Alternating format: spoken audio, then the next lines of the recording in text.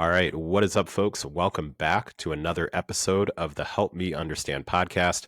I'm your host, JK, and we are kicking off episode number 198 of Help Me Understand. Before getting into today's episode, where I want to share a short perspective shift or possibly a way to reframe and rethink all or nothing thinking, I first, as always, want to say thank you and express gratitude for choosing to press play on Help Me Understand.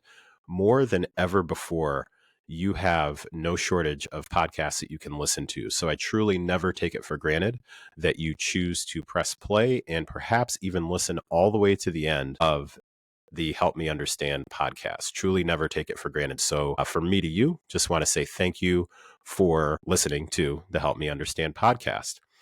One other thing that I do want to mention, and perhaps I'll go into more reflective mode next week with some episodes to jump into this a little bit more. We've actually got a lot of episodes to cover next week because I have a couple of episodes that I intend to put out in my Black History Month series where I'm sharing my reflections on people in my family, specifically each of my grandparents on both sides and their impact that they have had on me as my contribution to Black History Month. So I've got a couple of those to put out next week. Then also still going to get a fitness focused episode out on Tuesday, and then Friday typically a wild card. So we've got a whole bunch of stuff coming out next week. However, this week, especially today's episode is being recorded and released on Saturday.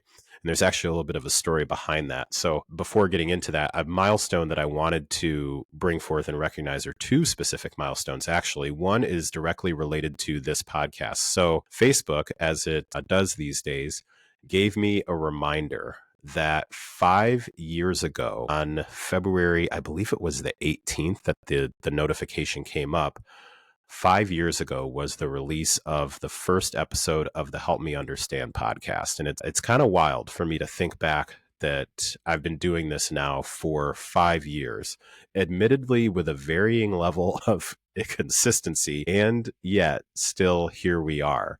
So my guest on that very first episode 5 years ago was my friend Maggie Lakebrink, who's been on a number of episodes over the years, and I'm really grateful for her for that. Still someone that I call a friend to this day and an expert in her field of child psychology. Yeah, just thinking back to what I thought I was going to be doing when I first started this podcast. Yeah, that's going to end up being a whole episode in and of itself. However, I did want to just say thank you to those of you who've been a part of this journey so far. So again, this particular week marks 5 years of the Help Me Understand podcast. And with this being episode 198, very shortly, we'll be hitting episode 200. So likely what I will do, if all stays the same and Lord willing here, is that episode 200 will be a reflection over 5 years. So how about we do that? So there we go. Stay tuned,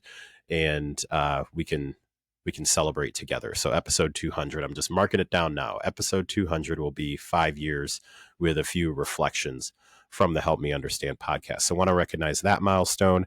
And then also I want to recognize, which I think I've mentioned it here and there before on Lifting, Running, and Living. However, I want to take a moment really to recognize my son, Mason, who has his own podcast called Kids Talk Sports. And he recently hit the 100 episode milestone. So he has had his podcast, I believe he started in March of 2023, if I remember correctly, or 24.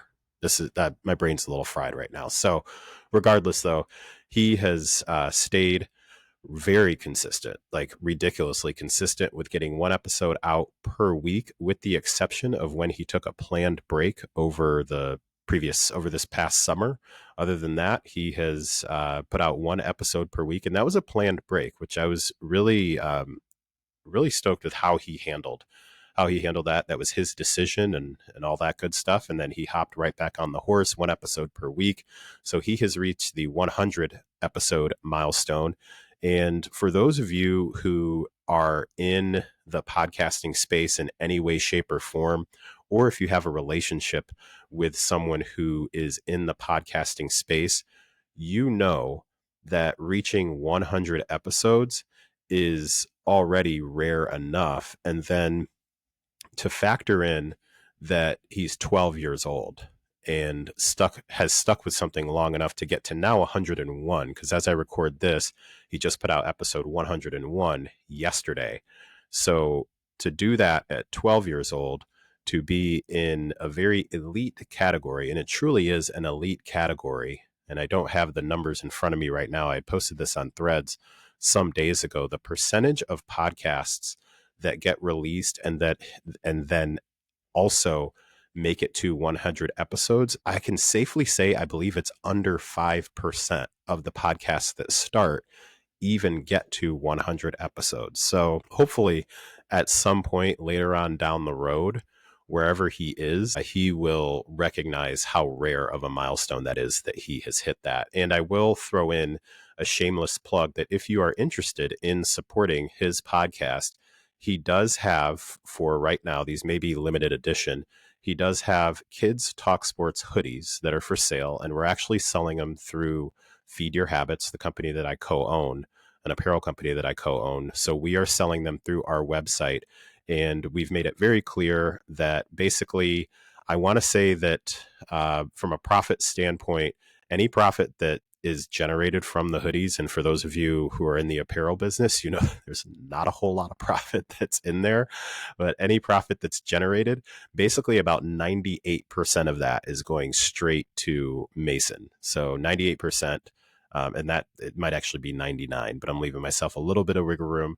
Basically about 98% of that profit is going directly to him. And the other little small bit is being used just to take care of hosting fees and things like that for his portion of what he needs in order to keep it up on the website. So again, if you'd like to support him, I'll put a link in the show notes below that'll directly link. He's got Kids Talk Sports hoodies that are in both adult and kids sizes. All right. So with that, let's jump into some thoughts that I wanted to share with you around all or nothing thinking. And where this is coming from is something that is definitely not like a rare conversation to have in the fitness, nutrition, and otherwise just personal development, I would say, or habit change, maybe coaching space. And that is this thought about all or nothing thinking. And people will very easily describe themselves as, I'm just an all or nothing type person. And typically when they are describing themselves as an all or nothing type person, or when you have a coach who has identified to you, hey, you know what, you've really got to break through this all or nothing thinking. From my perspective, generally what they're referring to is really from two different angles. One would be feeling like you have to have the perfectly crafted plan. So the perfectionist mindset usually is talked about in tandem with the all or nothing mindset. So from the perfectionist angle, it's in the pre-planning. It's, I must know absolutely every single step that I'm going to need to take. I must have my macros perfectly calculated for me. I must know exactly how much weight I should lift for every single step, every single set. I must know exactly how many reps I must do. I must know exactly how many calories I should burn in this workout before I even start. So all or nothing thinking can come into play right at the beginning when you're letting it stop you from even taking the first step. And so someone will say, well, you know, I just fell victim to this all or nothing thinking because I felt like if I didn't have everything perfectly lined up, or the old phrase, like all my I's dotted and my T's crossed. I often confuse that. I'm like, all my I's crossed and T's dotted. But you know what I'm saying? You have to have absolutely everything buttoned up and sewn up in the perfect PowerPoint presentation before you actually take the first step. So that's one angle of what we're commonly referring to with all or nothing thinking. Then the other angle is you create some sort of a plan, whether it be something from a meal planning standpoint, whether it be a particular workout. Those are really the two areas that I primarily function in. And then you get to that particular day and you just decide, well, I'm not going to do it because I can't do it as perfectly as I planned to. So you had a plan that was in place, and instead of going to do the workout, you say, well, it's all or nothing because I just don't feel like I'm actually going to be able to follow through with this. Or let's say you actually are following through with it, but after, 2 weeks of what you feel like has been amazing consistency, you haven't seen the results, so you completely drop it. So that can also be considered all or nothing thinking, where it's like I'm either all the way in and I'm doing the plan as designed, perfectly executing it, or I'm all the way out. There is no in between. So it's either I'm working out 5 days or I'm working out 0 days. So I wanted to share that as far as just kind of sharing a couple of different angles that I will typically see when it comes to talking about all or nothing thinking. Now, most recently, when this came into play, was a conversation that I was having with someone where I shared a point of view with a phrase that I think all or nothing thinking is no longer really a thing. And again, when I said all or nothing thinking is not really a thing, I'm specifically referring to a conversation that I was having with someone. And really, I think that this can be applicable for more than just the one person that I was talking to, because it's been something that I've noticed in a handful of people that I've worked with. And also, transparently, it's something that I've noticed in myself from time to time. And here's what I mean by the phrase all or nothing thinking is no longer really a thing. The reason that I use that phrase is because, is it really all or nothing, or is it that it's all or something else? So let's use the example of I work out 5 days a week or I work out 0 days a week. You may say that that's all or nothing thinking. I think it's actually all or something else thinking. And here's why. Because if your plan was to work out 5 days that week and you worked out 0 days that week, what I want to know, and this is what a coach ideally would ask you, was okay, then what did you do instead? And usually the response would be like, well, I didn't do anything. Like I just didn't work out.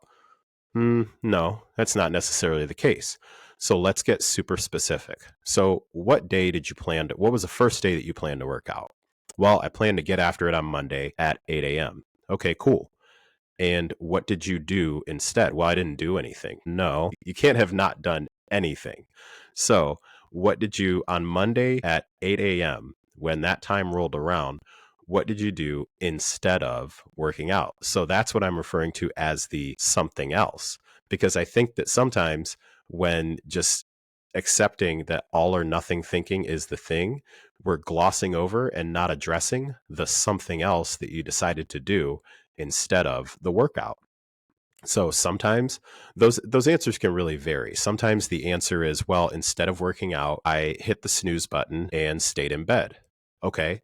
Well, let's dig into that a little bit more. What was it that had you make that particular decision at that particular time? Well, I was pretty tired.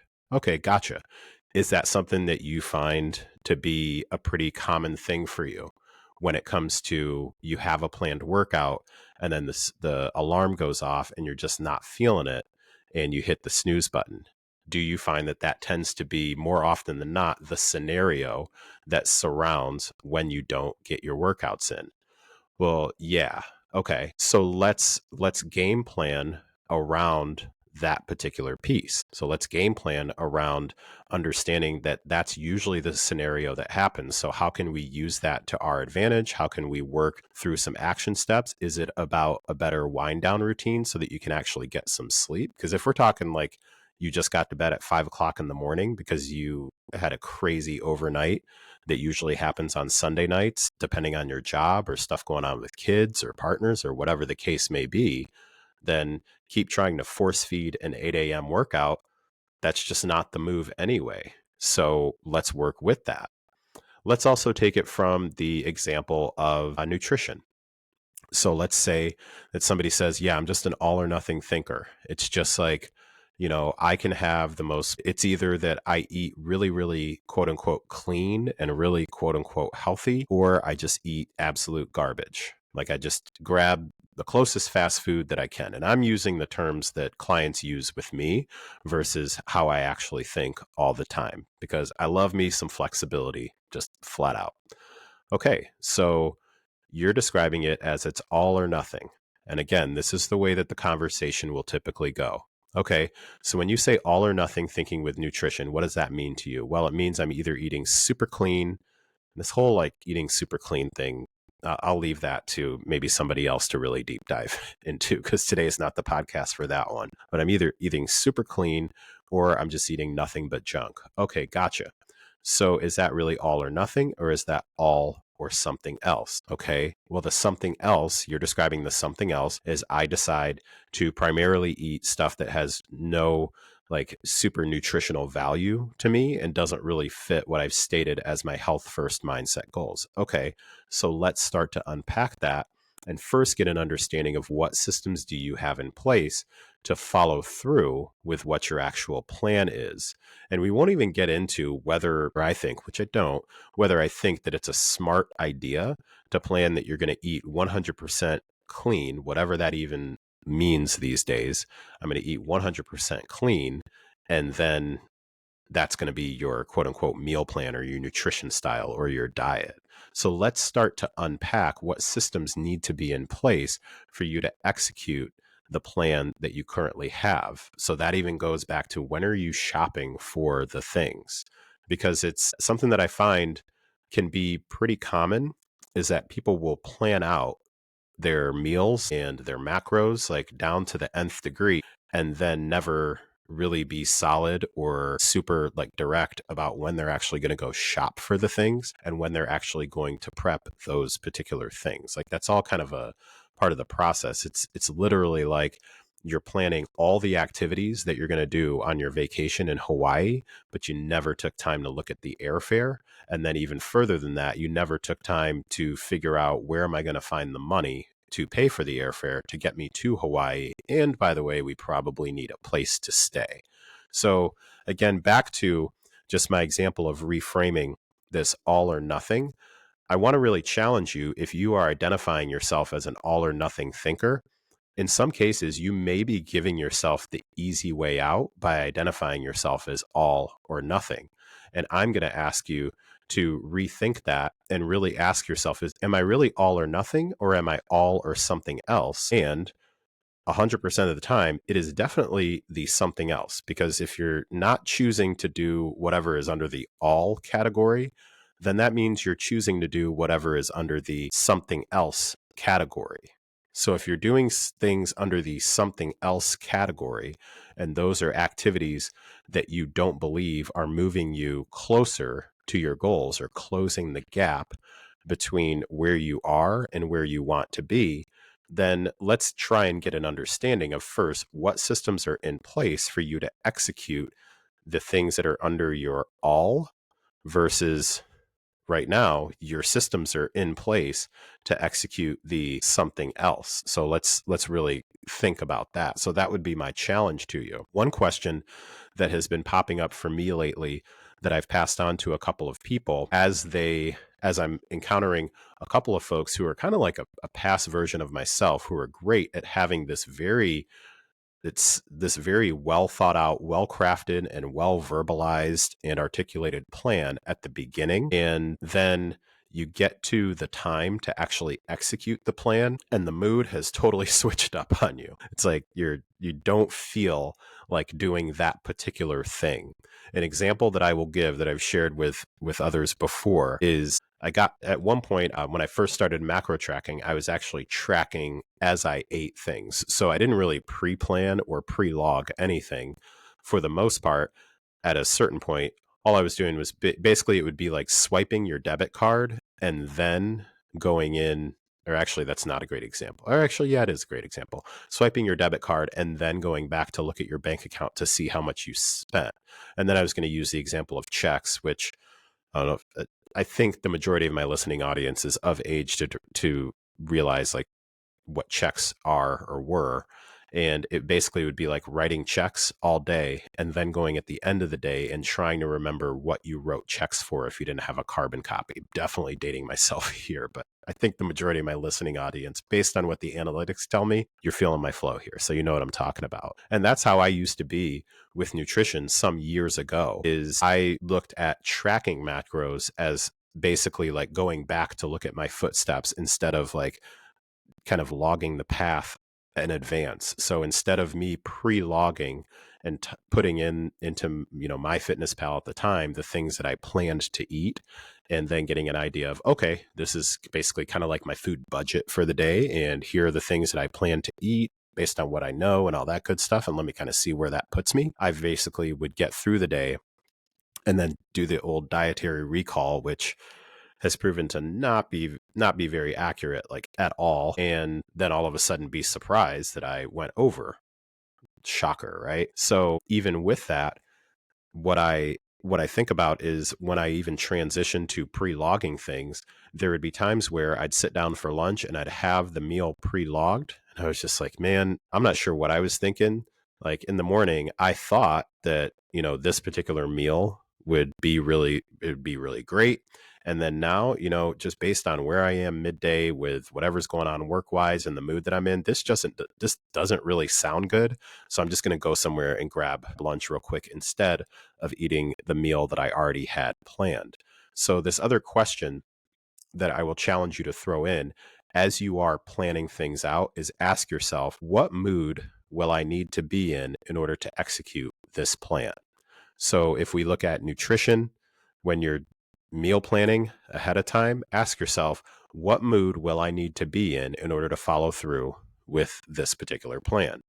With your workouts, same thing. If you're planning your workouts to be at 6 a.m. or 7 a.m. or 5 p.m. or 6 p.m., whatever the case may be, ask yourself, what mood will I need to be in order to execute this particular plan? And I believe that when you ask yourself that in advance, what you do is you get ahead of the whole like follow your plan, not your mood. And I've mentioned that quote before, and my favorite quote from Inky Johnson: commitment is doing what you said you would do long after the mood that you set it in has passed. So if you find yourself to be someone who creates like the most beautifully well-crafted plans and all that good stuff, it's like the person who creates this fantastic PowerPoint at the meeting, but then they are awful at actually executing it, or it doesn't actually deal with reality. And for those of us who are in any sort of organization where we've sat in meetings about rolling out, the quote unquote strategic initiatives and the plans and different things like that, and we've had that person, that coworker, that manager, whoever it might be, who gets up and they have this beautiful PowerPoint. I mean, this thing is like fantastic and it all sounds great and whatnot. And then it's like, okay, so let's go execute. And then you start getting into it and you're like, well, snap, we don't actually have like enough resources to do this. So what do we do? And then we go back to the person and the person's like, well, I didn't really take that into account, but yeah, you just gotta figure it out, guys. Like you just gotta, band together. Like I told you, it was going to be tough. We just got to figure it out. It's like, whoa, not so fast, man. Like, hold on. Was this taken into consideration? So just think about that also in terms of when you are setting up your own plan for the day, the week, the month, whatever it may be. Sometimes the most beautiful plan is not going to be all that great because it's not something that has taken into account the things that you're going to need, aka the mood that you're going to need to be in order to execute it. So if you find yourself to be someone who is very emotionally driven and things like that, that's something that you want to take into account and understand. And basically you can confront that in advance to say, hey, I know that I can tend to be somebody who's very emotionally driven. And sometimes I let that then dictate my choices. And then that's your chance to say, you know what, I'm still going to feel the feelings and feel the emotions. And also, I'm still going to stick with my initial plan because at the end of the day, that is going to put much more energy into closing the gap and making progress toward the goal I set than just following my emotions and my feelings at that particular time. So I wanted to throw that out too. Just again, a little challenge to throw out, to put in that question in your planning process. What mood will I need to be in order to follow through on this particular plan? Okay. So with that, we're going to start closing out this particular episode. So again, just takeaways from today: all or nothing thinking may not actually be a thing, and it really may be all or something else. And also just the one question that I want you to include as you are planning things out for the day, the week, or the month. Ask yourself, what mood do I need to be in order for this thing to happen? And plot twist, it shouldn't be dependent on your mood all the time. So with that, We're going to close out today's episode. So if you have listened this long, I sincerely appreciate it. We're closing out episode number 198 of Help Me Understand. So thank you again. I appreciate you. Take care, and I'll talk to you next time.